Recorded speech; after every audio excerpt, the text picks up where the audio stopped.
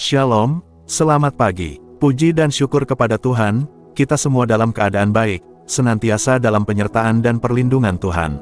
Hari ini kita akan melanjutkan pembacaan firman Tuhan dari kitab Bilangan pasal 31. Sebelumnya marilah sama-sama kita berdoa. Bapa kami yang di surga, terima kasih untuk penyertaan-Mu dan pertolongan-Mu dalam hidup kami. Sebentar lagi kami akan melanjutkan pembacaan firman-Mu. Biarlah melalui firman-Mu kami dapat semakin mengerti maksud hati-Mu, sehingga kami dapat terus bertumbuh di dalam Kristus dan berbuah yang manis untuk sesama kami. Amin. Bilangan 31. Pembalasan kepada orang Midian. Tuhan berfirman kepada Musa, lakukanlah pembalasan orang Israel kepada orang Midian, kemudian engkau akan dikumpulkan kepada kaum leluhurmu. Lalu berkatalah Musa kepada bangsa itu, baiklah sejumlah orang dari antaramu mempersenjatai diri untuk berperang, supaya mereka melawan Midian untuk menjalankan pembalasan Tuhan terhadap Midian. Dari setiap suku di antara segala suku Israel haruslah kamu menyuruh 1.000 orang untuk berperang.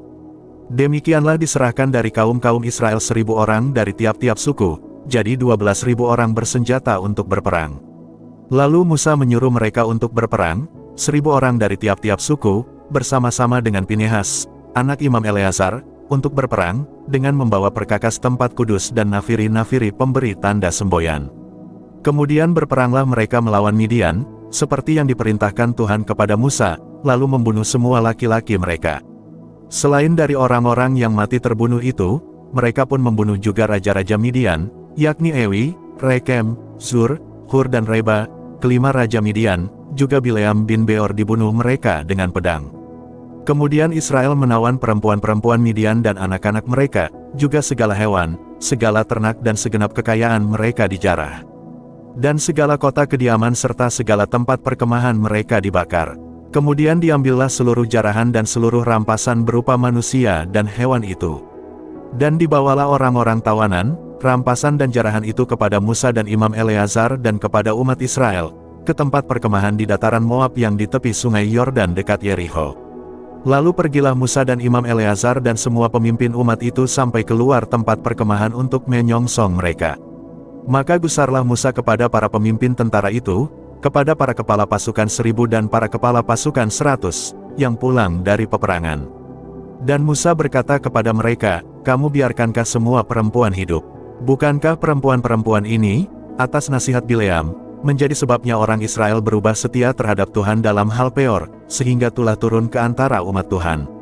Maka sekarang bunuhlah semua laki-laki di antara anak-anak mereka, dan juga semua perempuan yang pernah bersetubuh dengan laki-laki haruslah kamu bunuh. Tetapi semua orang muda di antara perempuan yang belum pernah bersetubuh dengan laki-laki haruslah kamu biarkan hidup bagimu. Tetapi kamu ini, berkemahlah 7 hari lamanya di luar tempat perkemahan, setiap orang yang telah membunuh orang dan setiap orang yang kena kepada orang yang mati terbunuh haruslah menghapus dosa dari dirinya pada hari yang ketiga dan pada hari yang ketujuh, kamu sendiri dan orang-orang tawananmu. Juga setiap pakaian dan setiap barang kulit dan setiap barang yang dibuat dari bulu kambing dan setiap barang kayu haruslah disucikan. Lalu berkatalah Imam Eleazar kepada para prajurit, yang telah pergi bertempur itu, inilah ketetapan hukum yang diperintahkan Tuhan kepada Musa. Hanya emas dan perak, tembaga, besi, timah putih dan timah hitam. Segala yang tahan api, haruslah kamu lalukan dari api, supaya menjadi tahir, tetapi semuanya itu haruslah juga disucikan dengan air penyuci, dan segala yang tidak tahan api haruslah kamu lalukan dari air. Lagi pula kamu harus mencuci pakaianmu pada hari yang ketujuh, supaya kamu tahir, dan kemudian bolehlah kamu masuk ke tempat perkemahan. Mengenai jarahan, Tuhan berfirman kepada Musa, hitunglah jumlah rampasan yang telah diangkut, yang berupa manusia dan hewan, engkau ini dan Imam Eleazar serta kepala-kepala puak umat itu. Lalu bagi dualah rampasan itu, kepada pasukan bersenjata yang telah keluar berperang, dan kepada segenap umat yang lain. Dan engkau harus menghususkan upeti bagi Tuhan dari para prajurit yang keluar bertempur itu, yakni 1 dari setiap 500, baik dari manusia, baik dari lembu, dari keledai dan dari kambing domba. Dari yang setengah yang telah didapat mereka haruslah engkau mengambilnya, lalu menyerahkannya kepada Imam Eleazar, sebagai persembahan khusus bagi Tuhan.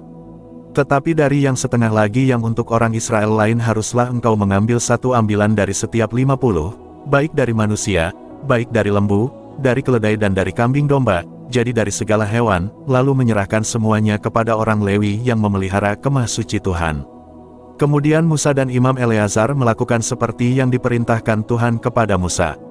Adapun rampasan, yakni yang masih tinggal dari apa yang telah dijarah laskar itu berjumlah 675.000 ekor kambing domba, dan 72.000 ekor lembu, dan 61.000 ekor keledai.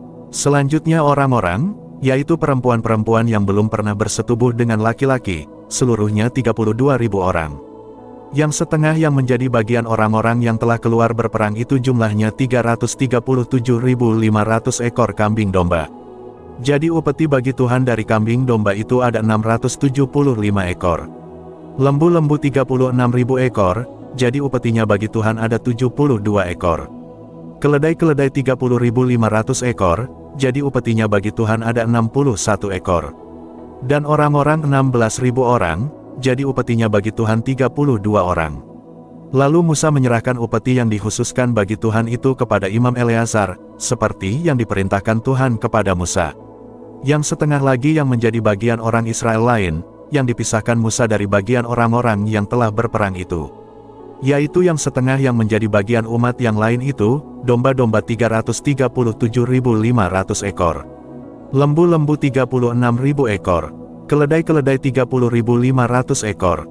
Dan orang-orang 16.000 orang. Lalu Musa mengambil dari yang setengah yang menjadi bagian orang Israel lain itu satu ambilan dari setiap 50, baik dari manusia baik dari hewan, kemudian menyerahkan semuanya kepada orang Lewi yang memelihara kemah suci, seperti yang diperintahkan Tuhan kepada Musa. Lalu mendekatlah para pemimpin tentara, yakni kepala-kepala pasukan 1000 dan kepala-kepala pasukan 100, kepada Musa. Serta berkata kepadanya, hamba-hambamu ini telah menghitung jumlah prajurit yang ada di bawah kuasa kami dan dari mereka tidak ada seorang pun yang hilang. Sebab itu kami mempersembahkan sebagai persembahan kepada Tuhan apa yang didapat masing-masing, yakni barang-barang emas, gelang kaki, gelang tangan, cincin meterai, anting-anting dan kerongsang untuk mengadakan pendamaian bagi nyawa kami di hadapan Tuhan. Maka Musa dan Imam Eleazar menerima dari mereka emas itu, semuanya barang-barang tempaan. Dan segala emas persembahan khusus yang dipersembahkan mereka kepada Tuhan, yakni yang dari pihak kepala-kepala pasukan 1000 dan kepala-kepala pasukan 100, ada 16.750 shikal beratnya. Tetapi prajurit-prajurit itu masing-masing telah mengambil jarahan bagi dirinya sendiri.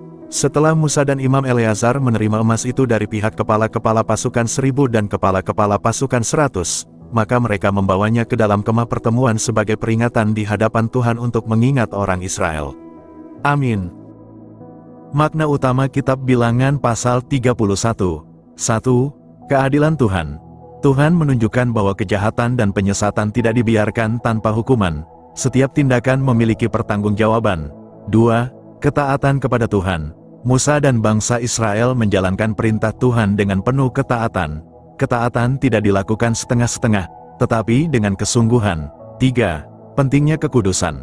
Setelah peperangan, para prajurit dan barang rampasan harus disucikan. Ini mengajarkan bahwa umat Tuhan perlu menjaga kekudusan hidup. 4. Tanggung jawab atas berkat. Hasil perang dibagi secara adil dan sebagian dipersembahkan kepada Tuhan. Berkat yang diterima harus digunakan dengan bijaksana dan tidak serakah. 5.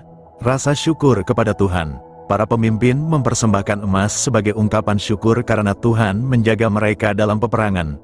Kesimpulan Kitab Bilangan pasal 31 mengajarkan tentang keadilan Tuhan, ketaatan, kekudusan, tanggung jawab, dan rasa syukur. Kemenangan sejati bukan hanya berhasil menghadapi musuh, tetapi juga tetap hidup taat kepada Tuhan. Demikian pembacaan firman Tuhan beserta maknanya untuk hari ini. Sampai berjumpa lagi besok. Tuhan Yesus senantiasa memberkati kita semua. Amin.